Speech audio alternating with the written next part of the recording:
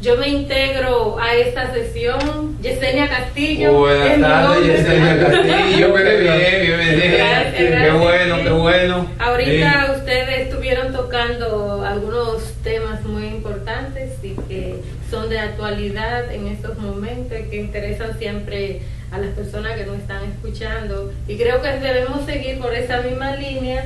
Y un tema de actualidad, don José Manuel Don Pantaleón, y que preocupa mucho a la población dominicana, es el asunto de la energía eléctrica. Y a propósito de este problema, que para mí es un problema, el presidente Danilo Medina, junto con el vicepresidente de la CDEE y el ministro de administrativo de la presidencia, entre otros, estuvieron reunidos con los representantes de las generadoras y del sindicato también de ese sector eléctrico que tantos dolores de cabeza le está dando al pueblo dominicano, sobre todo en los últimos tiempos donde los apagones no han cesado. Ya han aumentado. Así mismo. Y que se dice que entonces, y se dice no, que esa es la realidad, que los apagones son de carácter económico.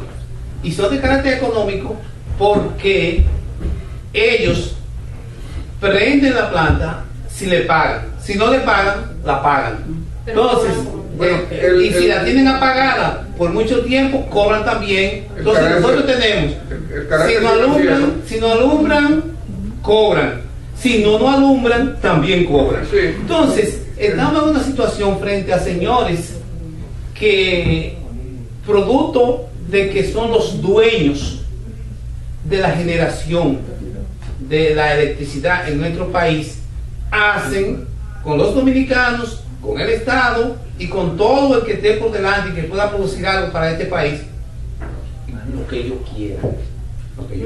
Y el problema de seguimiento del Estado, porque yo decía ahorita, pero que contra esos señores, algunos de esas generadoras, pesa una querella del Estado dominicano, sí, que debe tener algún tipo de resarcimiento, de comprobarse que realmente hubo un delito o hubo un dolo en contra del Estado. Bueno, lo primero dominicano es que le dieron curso a la querella. Usted se refiere a la querella que José Izquierdo, cuando era exactamente director de Fompel, que es el lugar donde se acumulan los dineros que producen esas generadoras, puso una querella a nombre del Estado para que dejaran, o por lo menos se cortara o se resarciera el Estado con el dinero que ellos habían dejado de pagar, sin embargo cobrando del Estado.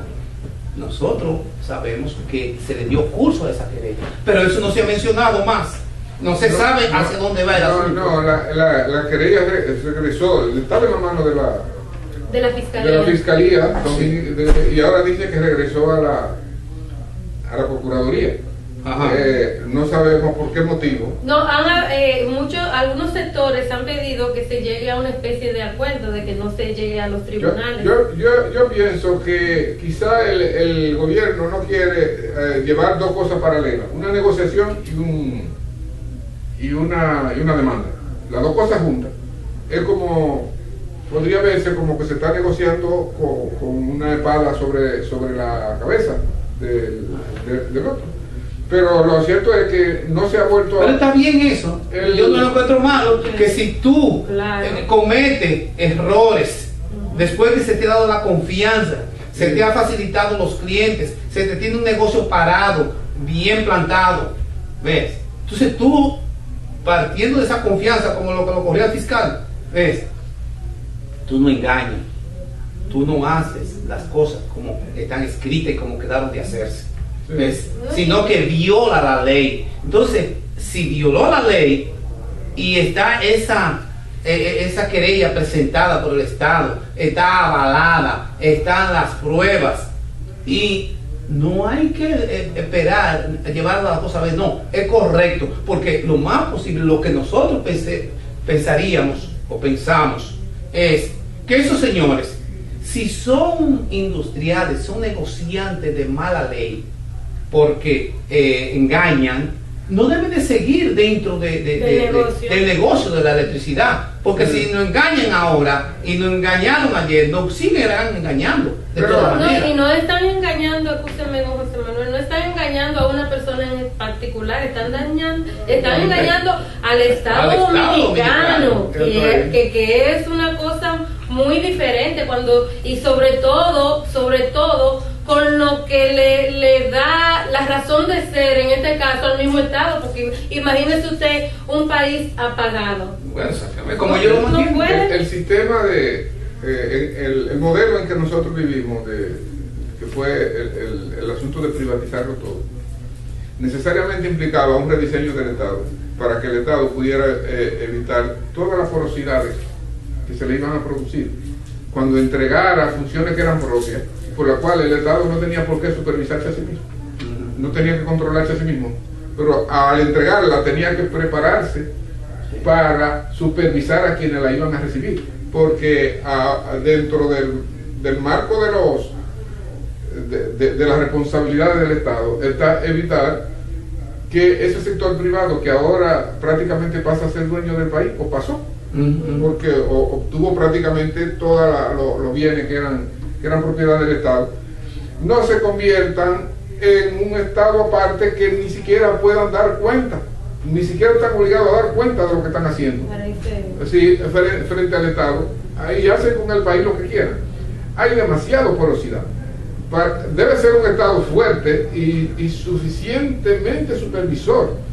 En el caso, por ejemplo, de países como los Estados Unidos, lo que le hace a ellos mantener, dándose cuenta en cada momento cuando está algo sucediendo, es que la fiscalización no se hace por un hecho específico, sino que la fiscalización es constante, claro.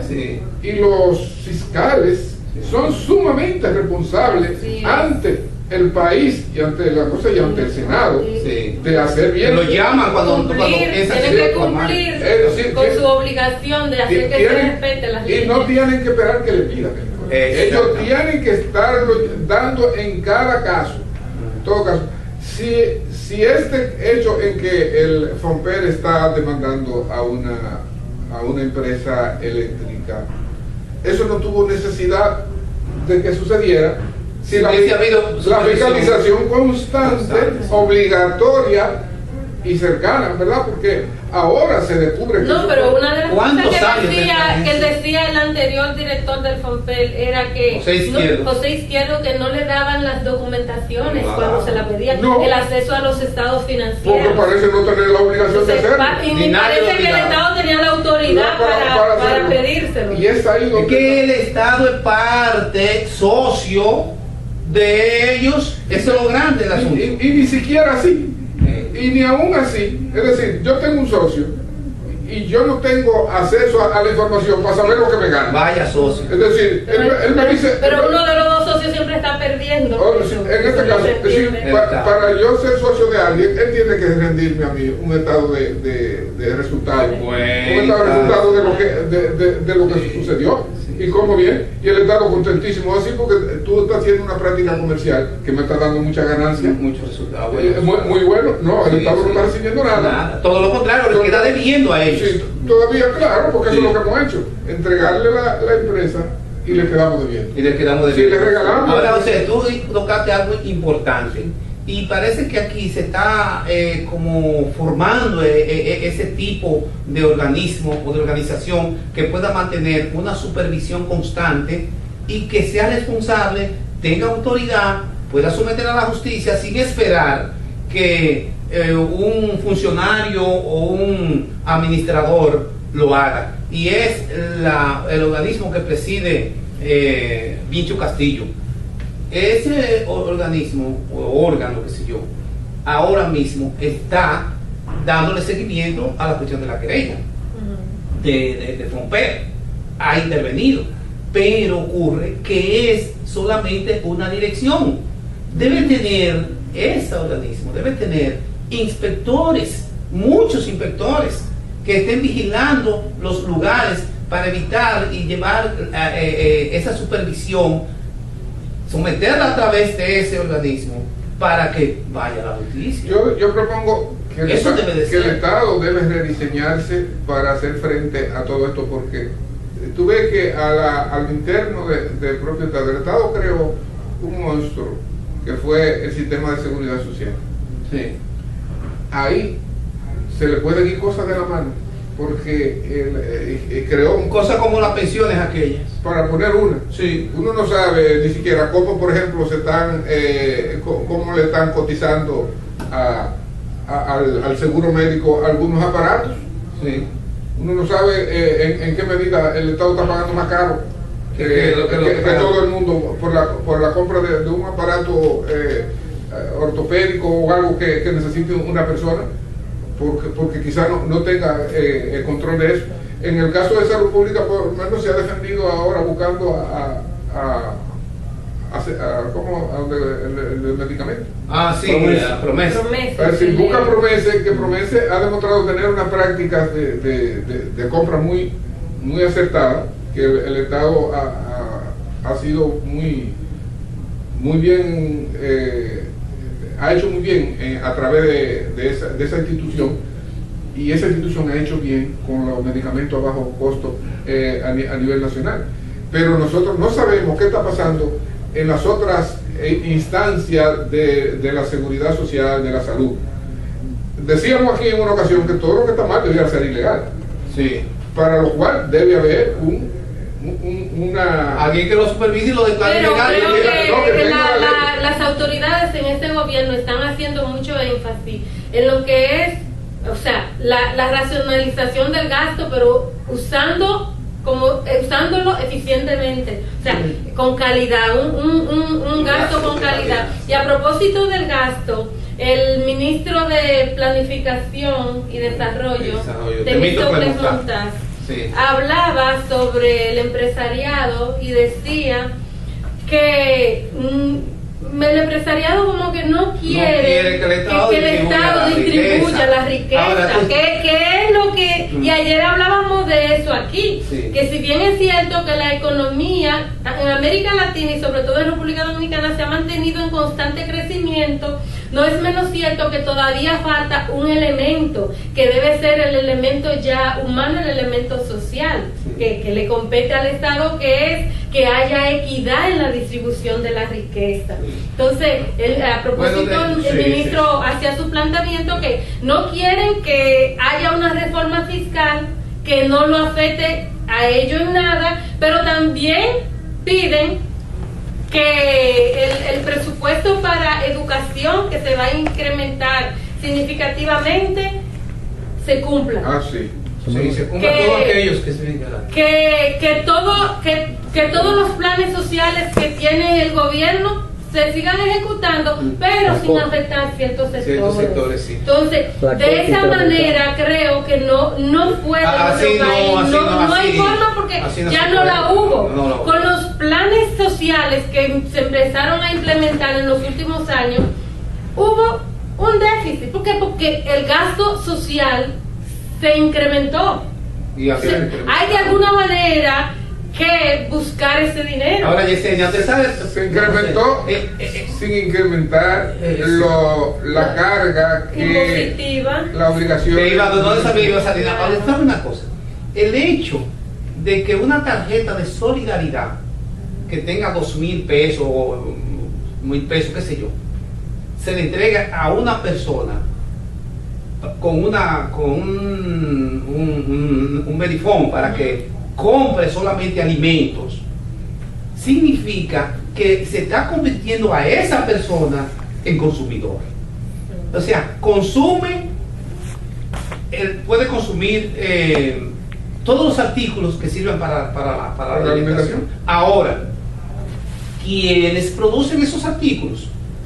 El empresariado produce esos artículos. Entonces, si no hay quien los consuma, si no hay quien los compre, entonces, ¿cómo piensan los industriales, los que lo producen, que esa mercancía va a cumplir el ciclo necesario de la mercancía? Sí, ellos tienen una propuesta. Entonces, ellos tienen. Bueno, pero fíjate. Ellos dicen muy claro: usted bota a todos esos empleados que tiene. Ajá. Y ese dinero se lo da a esa gente para que no compre, para que no compre la mercancía.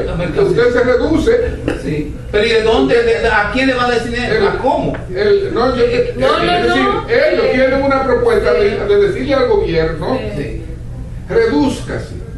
Y coja ese dinero para la educación, para el bienestar social, para salud y para esas cosas, pero no nos pida a nosotros que le demos un peso más.